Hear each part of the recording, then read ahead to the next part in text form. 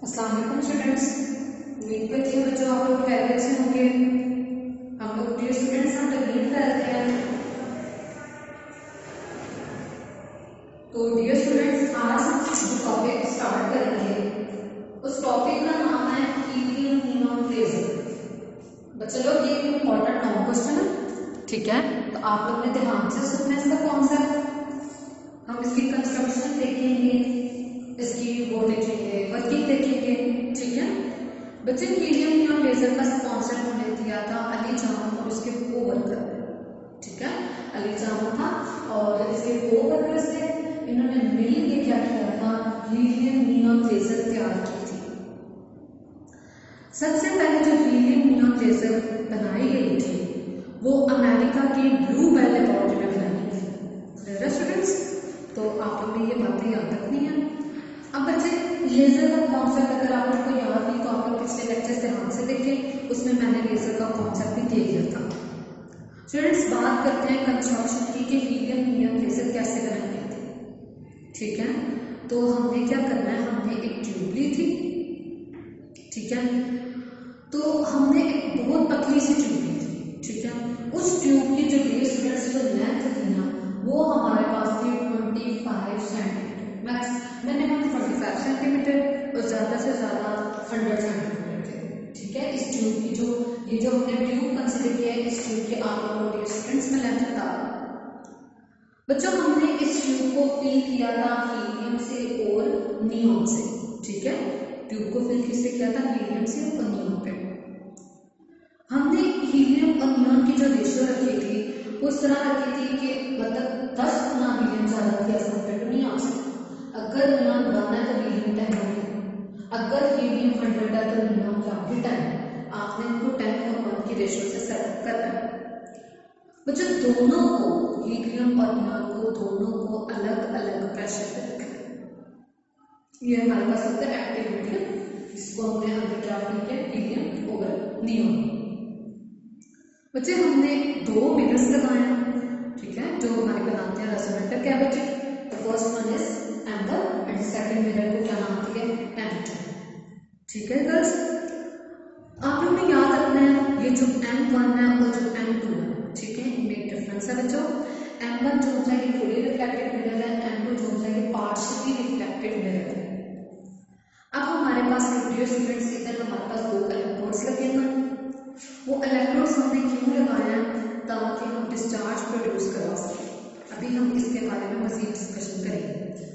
बच्चे हमने इलेक्ट्रोड्स को सील किया हुआ इस ट्यूब के अंदर, ठीक है, ठीक है। वो इसलिए बच्चे हम लोगों ने किया है ताकि जब हम डीसी वोल्टेज अप्लाई करें तो ये इलेक्ट्रॉन्स अपने अंदर से क्या मीट करें, इलेक्ट्रॉन्स मीट करें, ठीक है। ये हमने डियर स्टूडेंट्स डिस्कस कर ली इसकी सारी की सारी कंस्ट्रक्शन। बच्चे इस ट्यूब का जो डायमीटर था वो था तकरीबन 1 सेंटीमीटर, ठीक है। तो इधर मैंने लिख दिया डायमीटर कितना था, 1 सेंटीमीटर। बच्चों दोनों गैसेस को डिफरेंट प्रेशर पे रखना है।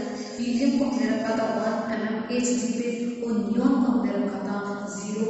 हीलियम का जो प्रेशर रखना था वो आपने क्या रखा था 1 mm रखते थे और नियॉन का जो डियर स्टूडेंट्स 0.1 mm रखते थे। तो ये स्टूडेंट्स हमने इसकी सारी की सारी कंस्ट्रक्शन के बारे में डिस्कशन कर दी। अब हम एक्सप्लेनेशन की तरफ जाएंगे। अब हम देखेंगे कि वर्किंग किस तरह परफॉर्म करता है, उस बात की तरफ ये स्टूडेंट्स हम आते हैं। तो स्टूडेंट्स देखिए होता क्या है, जैसे ही हम डीसी वोल्टेज इन इलेक्ट्रोड्स पे अप्लाई करते हैं इसके अंदर से निकलना शुरू हो जाते हैं इलेक्ट्रॉन्स, ठीक है डियर स्टूडेंट्स। इसके अंदर से निकलते हैं इलेक्ट्रॉन्स, ये आप लोगों ने पा दिया होगा, ठीक है। जो भी डियर स्टूडेंट्स इसके अंदर से निकलते होंगे इलेक्ट्रॉन्स, अंदर क्या प्रेजेंट है, हीलियम और नियॉन। बच्चे आप लोगों ने क्या रखना है, हीलियम का जो मास होता है वो लाइटर होता है, हीलियम नियॉन से लाइटर है, ठीक है। हीलियम नियॉन से क्या है, लाइटर, नियॉन जो होता है वो हैवी है।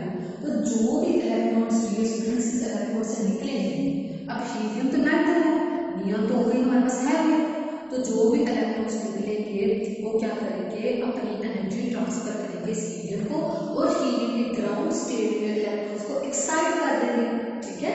ये वाले इलेक्ट्रॉन्स जाके हीलियम के इलेक्ट्रॉन से स्ट्राइक करेंगे तो हीलियम के जो भी इलेक्ट्रॉन्स होंगे वो किधर पहुंच जाएंगे, एक्साइटेड स्टेट, ठीक है। हीलियम के इलेक्ट्रॉन मैं आप लोगों को इसी टॉपिक के अंदर बताऊंगी, वो पहुंचेंगे 2,3s और 2,1s में। अब जो ही क्या होता है हमारे पास हीलियम के इलेक्ट्रॉन्स हो गए एक्साइटेड स्टेट। स्टूडेंट्स, हमने ये बात देखी है जो अपर एनर्जी लेवल होता है ना नियॉन का और हीलियम का, एक कंपेरेबल होता है। दोनों की जो एक्साइटेड लेवल की एनर्जी होती है ना वो आपस में बराबर होती है। अब हम इस बात को मजीद डिस्कस करते हैं। आप लोगों ने देखिए इतना याद रखना है, जैसे इलेक्ट्रॉन्स देखे वो जाके हीलियम से लिंक किए बनाए, हीलियम के एटम्स को एक्साइट करता है। हीलियम के एटम ग्राउंड स्टेट में आप लोगों ने याद रखना है, हीलियम के एटम्स के तरह एक्साइटेड स्टेट में, और नियॉन अभी भी है मेरा नियॉन के एटम्स उधर ही पड़े हैं ग्राउंड स्टेट में। ठीक है डियर स्टूडेंट्स, तो ये आप लोगों ने डायग्राम ध्यान से याद रखना। तो चलिए स्टूडेंट्स हम आगे बात करते हैं अगली स्टोरी क्या है। ये आप लोगों ने मेन पॉइंट्स स्टूडेंट्स में लिखिए, ये आप लोगों ने मेन पॉइंट्स अच्छे से याद रखना। तो स्टूडेंट्स हमारे पास इसका कुछ एनर्जी लेवल के डायग्राम है जो कि मैं आप लोगों को एक्सप्लेन करती हूँ। ठीक है, वो एनर्जी लेवल का क्या डायग्राम है, चलिए हम उस पर आते हैं। तो डियर स्टूडेंट्स होता क्या है, अब मैंने आप लोगों को ये बात समझा दी थी, हीलियम जब ग्राउंड स्टेट पे पड़ी थी, मैं इसकी एनर्जी लेवल डायग्राम बना रही हूँ ताकि आप लोगों को समझ आ जाए। एनर्जी लेवल डायग्राम अच्छा, हीलियम का ठीक है ग्राउंड का था, ये ऊपर चलेगी एक्साइटेड स्टेट। हीलियम का जो एक्साइटेड स्टेट लेवल होता है वो देख लें 2,1s और 2 की पावर 3s, ये हीलियम का ग्राउंड स्टेट है। हीलियम के इलेक्ट्रॉन्स चले गए हैं ऊपर। अब हम बात करते हैं नियॉन की। नियॉन के भी एनर्जी लेवल्स बना रखी है, ये मैंने ड्रॉ कर दी नियॉन के energy levels 3s students, 2s students, और इधर हमारे पास क्या आएगा 1s। ठीक है, ये स्टूडेंट्स ने मैंने ड्रॉ कर दिए हीलियम के और नियॉन के एनर्जी लेवल्स। ठीक है डियर स्टूडेंट्स, अब हम क्या करते हैं, अब मजीद इंफॉर्मेशन की तरफ आगे मूव करते हैं।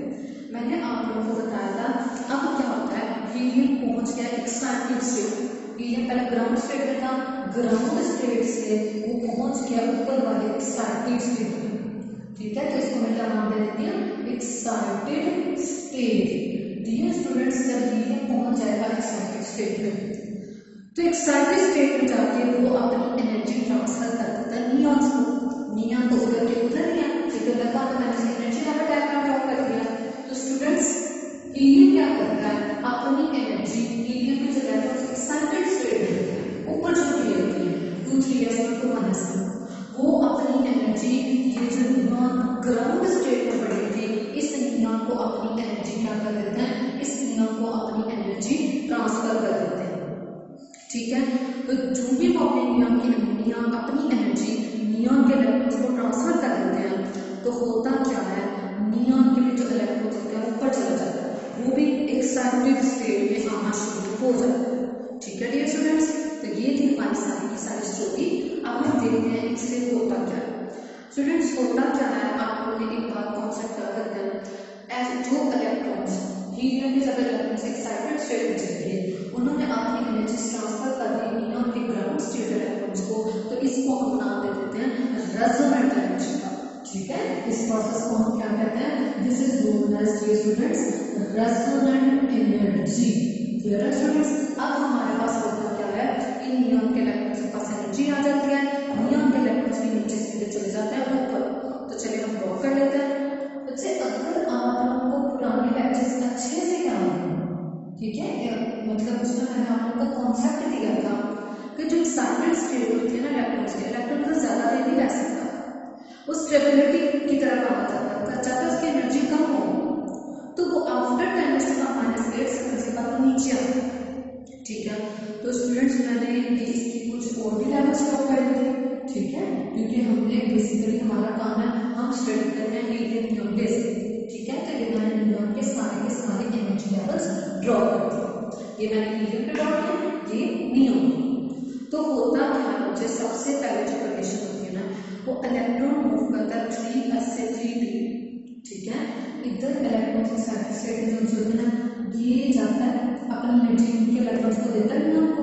ठीक है, नियॉन ऊपर हो जाता है, तो नियॉन के इलेक्ट्रॉन्स अब ऊपर जाने के बाद डी एक्साइटेड होते हैं। तो जब इलेक्ट्रॉन आता है 3s से 3p, तो आप लोगों को पता है वो अपने अंदर से क्या एमिट करते हैं, रेडिएशंस को एमिट करते हैं अकॉर्डिंग टू बोहर।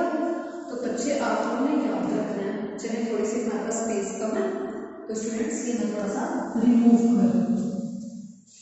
तो स्टूडेंट्स हमारे पास आते हैं इलेक्ट्रॉन 3s से। सबसे पहले हम बात करते हैं 3p इलेक्ट्रॉन के साथ। उन्होंने अपने अंदर से जो रेडिएशन जनरेट की कितनी वेवलेंथ से 3.39। ठीक है डियर स्टूडेंट्स, ये मैंने फर्स्ट का सबसे पहला बेसिक बताया। फिर इलेक्ट्रॉन्स आते हैं, दूसरा देखते हैं, वो आते हैं 2s से 2p। ठीक है, तो अब हमने याद रखना है, पहले आपने याद रखना 3s से 3p में। ठीक है, और फिर हमारे पास कुछ इलेक्ट्रॉन्स आते हैं 3s से 3p में। ठीक है, फिर कुछ इलेक्ट्रॉन्स होते हैं वो मूव करते हैं 2s से 2p में। कुछ इलेक्ट्रॉन्स होते हैं वो 3s से 2p में जाते हैं, कुछ 2s से 2p में जाते हैं। ठीक है, तो अब होता क्या है जब ये प्रोसेस हो रहा है, जैसे 3s से इलेक्ट्रॉन 3p में है तो उन्होंने अपने अंदर से ये वाली रेडिएशन पकड़ लिया। तो स्टूडेंट्स क्या इलेक्ट्रॉन 3s से 2p में आएंगे तब भी रेडिएशन से हिट होगी, तब जो रेडिएशन से हिट होती है ना उसको हम क्या कहते हैं, उसको हम उसकी जो रेडिएशन की वैल्यू होती है 6328 एंगस्ट्रॉम। ठीक है, अब होता क्या है स्टूडेंट्स, जब 2s से 2p में आती है, ठीक है, ये देखिए 2s से 2p जो रेडिएशन निकलती है डियर स्टूडेंट्स उसको हम कहते हैं 1.15 माइक्रोमीटर। ठीक है, अब ये हमने देखे 3 किस्म की रेडिएशन, 3s से 3p में, 3s से 2p में, 2s से 2p। स्टूडेंट्स होता क्या है, ये 3.39 और 1.15। ठीक है, ये हमें लेजर लाइट में देती। क्यों लेजर लाइट में देती, मतलब आप लोगों को 3 रेडिएशन की वैल्यू दी है 3.39, 6328 और तीसरी वैल्यू कौन सी मैंने आप लोगों के सामने किया 1.15। बच्चे ये दोनों जो होती है ना रेडिएशन, ये हमें लेजर की लाइट नहीं देती। क्यों लेजर लाइट प्रोड्यूस नहीं करती, क्योंकि बच्चे ये दोनों रेडिएशन लाई करती हैं इंफ्रारेड रीजन। और अगर हम बात करें 6328 की तो इधर से हमें क्या मिलती है, इससे हमें मिलती है रेडिएशन।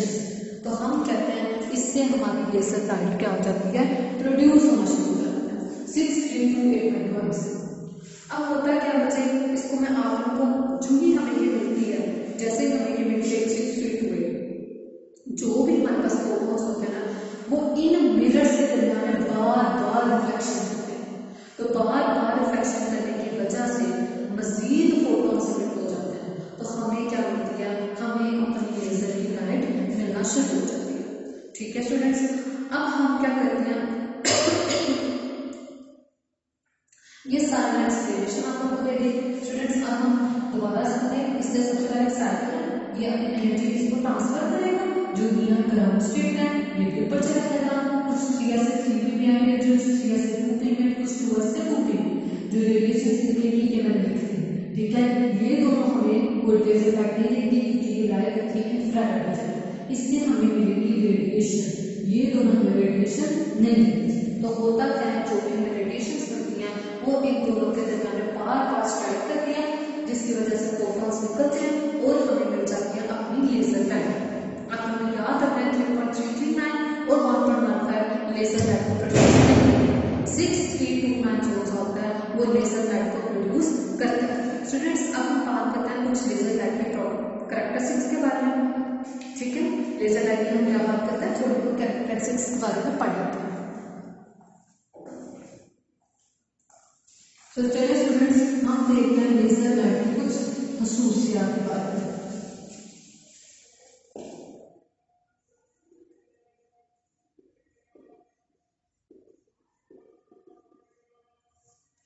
तो dear students laser light basically इसको बनाना आसान होता है। तो सबसे पहला पॉइंट हम लिख लेते हैं इजी टू कंस्ट्रक्ट, इसको बनाना क्या होता है, इसको बनाना हमारे लिए आसान होता है।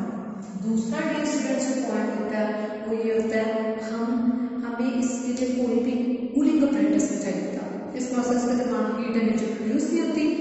ठीक है, कोई हीट प्रोड्यूस नहीं होती, इसलिए हमें कूलिंग का जो भी अप्रेंटिस होता है वो हमें उसकी जरूरत नहीं होती।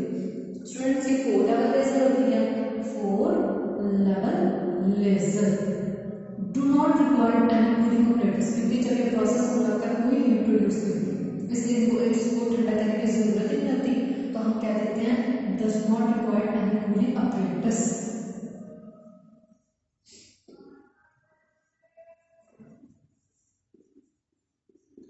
ठीक है, और ये 4 लेवल होती है, ये मैं बता चुकी हूँ, does not require any cooling apprentice. तो बच्चे ये हमने इसको कुछ देख लिया, ठीक है।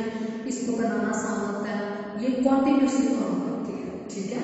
चौथा पॉइंट है वर्क कॉन्टिन्यूसली, लगातार काम करता है। तो डियर स्टूडेंट्स, ये हमने इसकी क्या देखी, कुछ कैरेक्टरिस्टिक्स देखी। तो इधर डियर स्टूडेंट्स हमारा टॉपिक एंड होता है, ठीक है। उम्मीद करती हूँ आपको समझ आ गई होगी।